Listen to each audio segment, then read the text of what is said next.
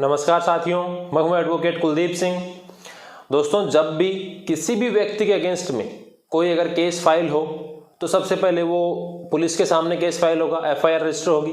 उसके बाद में पुलिस उसमें इन्वेस्टिगेशन करेगी और कोर्ट के सामने चार्जशीट फाइल करेगी। तो सबसे पहले किसी भी व्यक्ति के अगेंस्ट में कोई भी केस फाइल होगा तो उसे अपनी एज जरूर कंफर्म कर लेनी चाहिए, क्योंकि होता ये है कि पुलिस भी ध्यान नहीं देती। पुलिस भी केवल नॉर्मल एक एज पूछ लेती है, उसके आधार पर लिख लेती है पुलिस।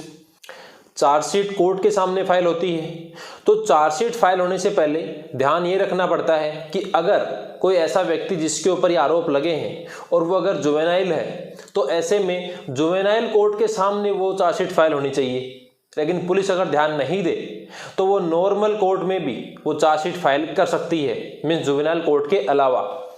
तो ऐसे में उस व्यक्ति को सजा अधिक मिलेगी, क्योंकि जुवेनाइल के लिए अलग प्रोविजन दिए हुए हैं, इसके अलावा जो मेजर हैं उनके लिए अलग प्रोविजंस दिए हुए हैं। तो ऐसे में अगर किसी जुवेनाइल का केस किसी अदर कोर्ट के सामने चलता है तो ऑब्वियसली उसे सजा ज़्यादा मिलेगी, जितनी मिलनी चाहिए उससे ज़्यादा मिलेगी। तो इसीलिए ही ये ध्यान रखने की बात है। अदरवाइज होता ये है, एक केस रिसेंटली ऐसा सामने आया कि एक लड़का जुवेनाइल था, उसके अगेंस्ट में एफआईआर रजिस्टर हुई, तो उसकी ट्रायल चली फिर सेशन कोर्ट के सामने। सेशन कोर्ट ने उसे डेथ पेनल्टी दे दी। उसके अगेंस्ट में उसने हाई कोर्ट के सामने पिटीशन फाइल की। हाई कोर्ट ने भी उस डेथ सेंटेंस को कंफर्म कर दिया। उसके बाद में जब बात सुप्रीम कोर्ट के सामने गई, उस समय ये ओपन हुआ कि जिस लड़के को डेथ सेंटेंस दिया गया है वो तो जुवेनाइल है, और जुवेनाइल को कभी भी डेथ सेंटेंस नहीं दिया जा सकता है कानून के अकॉर्डिंग। तो ये कई बार होता है, तो इसलिए हमें इस बात का ध्यान रखना चाहिए। अब बात करते हैं केस की। तो इस केस के अंदर हुआ ये था कि एक 15 साल के लड़के के अगेंस्ट में यह आरोप लगा कि उसने एक नाबालिग लड़की का अपहरण किया, उसके बाद में उसके साथ में बलात्कार किया और फिर उसकी हत्या कर दी।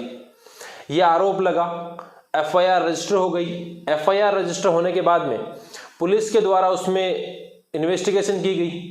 इन्वेस्टिगेशन किया तो पुलिस ने यह माना कि वो 18 साल से अधिक की आयु का है। ऐसे में फिर सेशन कोर्ट के सामने उसकी चार्जशीट भी फाइल हो गई। जब पूरे केस की ट्रायल चली तो ट्रायल चलने के बाद में सेशन कोर्ट ने यह माना कि इसके द्वारा यह अपराध कारित किया गया है कि इसने नाबालिग लड़की का अपहरण किया है, उसके बाद में उसके साथ में रेप किया और उसकी हत्या कर दी। ऐसे में सेशन कोर्ट के द्वारा उसके अगेंस्ट में जो धाराएं लगी थी तो उन सब में अलग अलग सजा सुनाई। इसके अलावा section 302 of Indian penal code में उसे डेथ सेंटेंस भी दे दी। तो ट्रायल कोर्ट के इस आदेश के अगेंस्ट में उस अक्यूज ने मध्य प्रदेश हाई कोर्ट के सामने अपनी पिटीशन फाइल की। अब हाई कोर्ट ने भी उसमें सुनवाई की, तो हाई कोर्ट ने भी ये कहा कि ट्रायल कोर्ट के द्वारा जो उसमें आदेश दिया गया है डेथ सेंटेंस का, वो बिल्कुल सही है। तो फिर ऐसे में मध्य प्रदेश हाई कोर्ट के उस आदेश के अगेंस्ट में उसने सुप्रीम कोर्ट के सामने पिटीशन फाइल की।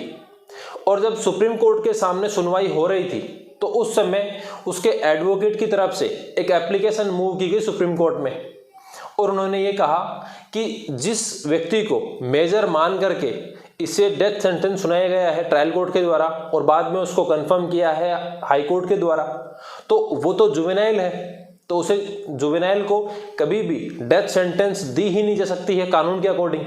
तो उसे जो सजा मिली है वो गलत है। वैसे भी वो अक्यूज 5 साल से जेल में था। तो ऐसे में जब ये पिटीशन फाइल हुई कि वो जुवेनाइल है तो उसके ऊपर सुप्रीम कोर्ट ने एक्शन लिया। एक्शन लेकर के सुप्रीम कोर्ट ने ट्रायल कोर्ट के सामने वो मैटर भेजा, और सुप्रीम कोर्ट ने ट्रायल कोर्ट को लिखा कि आप अपनी जांच कीजिए और इसमें ये बताइए, हमें रिपोर्ट इस बात की पेश कीजिए कि ये जो अक्यूज है जिसके अगेंस्ट में केस चला है, जिसे डेथ सेंटेंस दी गई है, क्या वो जुवेनाइल तो नहीं है। तो फिर ऐसे में ट्रायल कोर्ट ने उसके डॉक्यूमेंट मंगवाए, उसके एजुकेशन के डॉक्यूमेंट लेकर के आए। तो एजुकेशन भी उसकी गवर्नमेंट स्कूल से हुई थी। तो ऐसे में जब उनकी जांच की गई डॉक्यूमेंट की तो ये पाया गया कि वो तो जुवेनाइल है जिस समय घटना हुई थी उस समय, क्योंकि जब भी कोई एज देखी जाएगी तो वो घटना के समय देखी जाएगी, ना कि 5 साल बाद में। तो इसीलिए ही घटना के समय उसकी एज 15 साल थी, 15 साल 4 महीने और 20 दिन। तो फिर ऐसे में ट्रायल कोर्ट ने अपनी रिपोर्ट बना करके सुप्रीम कोर्ट के सामने भेज दी। तो सुप्रीम कोर्ट ने जब उस रिपोर्ट को देखा तो सुप्रीम कोर्ट ने माना कि ये तो जुवेनाइल है, ऐसे में उसे तुरंत बेल दे दी गई। बेल इसलिए मिली क्योंकि वो ऑलरेडी 5 साल से जेल में था और जुवेनाइल एक्ट के अंदर ये प्रोविजन है कि अधिकतम 3 साल की जेल की सजा है, और वो भी जेल नहीं है, वो भी सुधार गृह होते हैं, बच्चों के लिए अलग से होते हैं, तो उसमें मैक्सिमम 3 साल के लिए रख सकते हैं, नॉर्मल जेल में उन्हें नहीं रखा जाएगा। तो जब ये बात हुई तो सुप्रीम कोर्ट ने उसे बेल ग्रांट कर दी तुरंत। उसके ऊपर जो मध्य प्रदेश हाई कोर्ट की तरफ से जो गवर्नमेंट एडवोकेट थे, उन्होंने ये बात कही कि ट्रायल कोर्ट के द्वारा जो इसके अंदर इंक्वायरी की गई है और उन्होंने बताया है कि ये जुवेनाइल है, वो डॉक्यूमेंट के आधार पर बताया है, क्यों ना इसका ओसिफिकेशन टेस्ट किया जाए।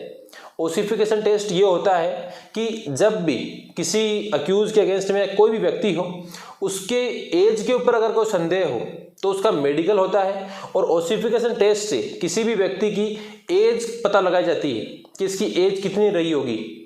अब ओसिफिकेशन टेस्ट की एक बात यह है कि उसके अंदर कभी भी एक पर्टिकुलर एज नहीं आएगी कि वो 15 ईयर है या 16 ईयर है। उसके अंदर आता ही है ओसिफिकेशन टेस्ट में कि उसमें 2 साल का गैप होगा कि ये 15 से 17 साल का था, या फिर 17 से 19 साल का था, या फिर 19 से 21 साल का। इस तरीके से 2 वर्ष का गैप बताता है वो ओसिफिकेशन टेस्ट कि इस से इस एज के बीच में रहा होगा ये। तो ऐसे में फिर सुप्रीम कोर्ट ने कहा कि ओसिफिकेशन टेस्ट यहाँ पर हम नहीं करेंगे।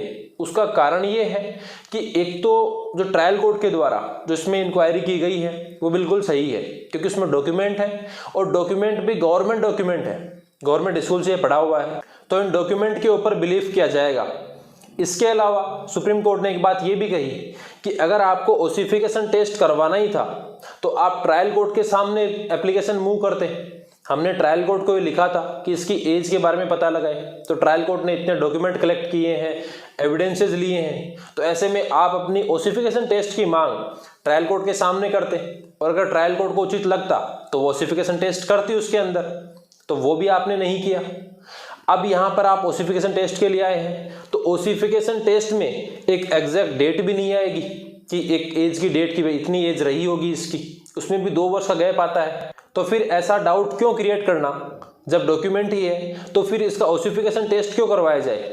ये बात मानते हुए सुप्रीम कोर्ट ने ओसिफिकेशन टेस्ट की मांग को ठुकरा दिया।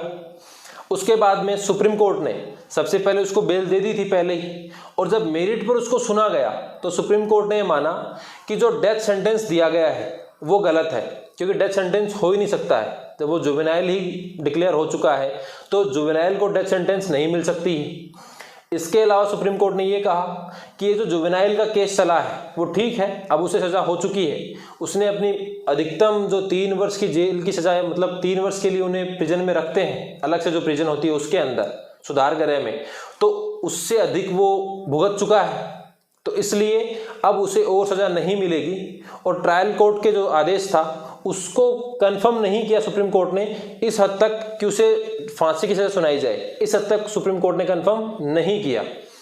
तो अब यहाँ पर आपके लिए बात ये है कि जब भी, या अगर आप एडवोकेट हैं तो आपके सामने कोई अगर केस आता है, या फिर अगर आप अक्यूज हैं तो आपके खिलाफ अगर कोई भी केस होता है, तो आपको अपनी एज को जरूर ध्यान में रखना है, कहीं आप जुवेनाइल तो नहीं है, क्योंकि पुलिस के द्वारा इतना ध्यान नहीं दिया जाता है। पुलिस एक फॉर्मली अपना काम करती है, उनके सामने कोई भी एज बताता है तो उसके अकॉर्डिंग वो एज लिखती है। एज के बाद में वो अपने पूरी इन्वेस्टिगेशन कंप्लीट होने के बाद में वो अपनी चार्जशीट फाइल कर देते हैं कोर्ट के सामने। अब एक बात आप ये सोच रहे होंगे कि ट्रायल कोर्ट ने उसकी एज क्यों नहीं देखी।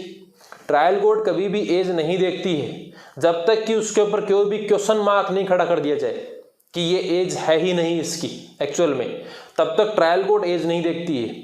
ट्रायल कोर्ट के सामने जो पुलिस के द्वारा चार्जशीट फाइल की जाती है, ट्रायल कोर्ट उसके ऊपर अपना आगे ट्रायल चलाती है।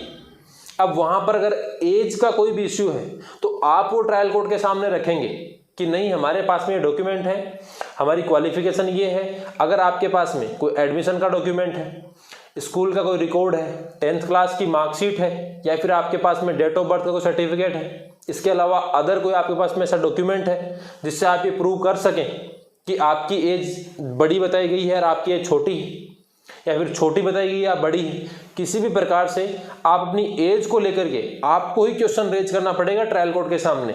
क्योंकि इस प्रकार से अगर ट्रायल कोर्ट हर एक केस में करने लग गया तो फिर वो ट्रायल कभी कंप्लीट ही नहीं होगी, क्योंकि ऐसे तो काफ़ी लेकुना रहते हैं उस पुलिस की इन्वेस्टिगेशन में। इसलिए आपको हमेशा ध्यान ये रखना है कि पुलिस के द्वारा जो इन्वेस्टिगेशन करके रिपोर्ट फाइल की गई है, मीन्स जो चार्जशीट फाइल की गई है, उसके अंदर जो तथ्य लिखे हैं, जो आपका नाम हो सकता है, फादर का नाम हो सकता है, कास्ट हो सकती है, उसमें आपका रेजिडेंशियल एड्रेस हो सकता है, एज हो सकती है, वो आपको देखना है कि वो सही लिखा या नहीं लिखा है। इसीलिए ही अक्यूज को एक कॉपी फ्री मिलती है चार्जशीट की। जब चार्जशीट फाइल होती है तो पुलिस की ड्यूटी होती है कि वो चार्जशीट फाइल करते समय एक कॉपी अक्यूज को भी फ्री ऑफ कॉस्ट देते हैं, और वो राइट होता है अक्यूज का, अगर वो जेल के अंदर भी है तो वहाँ भी वो उसको कैरी कर सकता है, जेल में ले जाएगा वो और उसे पढ़ सकता है वो। तो इसीलिए ही उसे ले जाना चाहिए, उसे पढ़ना चाहिए कि उसके अंदर कोई आपके अगेंस्ट में कोई बात लिखी हुई है तो वो सही है या नहीं है, चाहे कोई भी फैक्ट लिखा हुआ हो। तो इसीलिए ही आप वो काम कर सकते हैं। और अगर आपको लगता है कि आप जुवेनाइल हैं, ये एक उदाहरण के तौर पे बता रहा हूँ मैं आपको कि जुवेनाइल है, तो आप अगर नॉर्मल कोर्ट में ट्रायल चलती है तो वहाँ पर आप एप्लीकेशन मूव कर सकते हैं कि गलत जगह पर ये ट्रायल चल रही है, जुवेनाइल कोर्ट के अंदर होनी चाहिए, जो इस केस में होना चाहिए था। तो इसीलिए आपको ध्यान ये रखना है। तो दोस्तों, आई होप आपको वीडियो पसंद आया होगा। इसी प्रकार के वीडियोस देखने के लिए चैनल को सब्सक्राइब करें और वीडियो को लाइक एंड शेयर करना ना भूलें।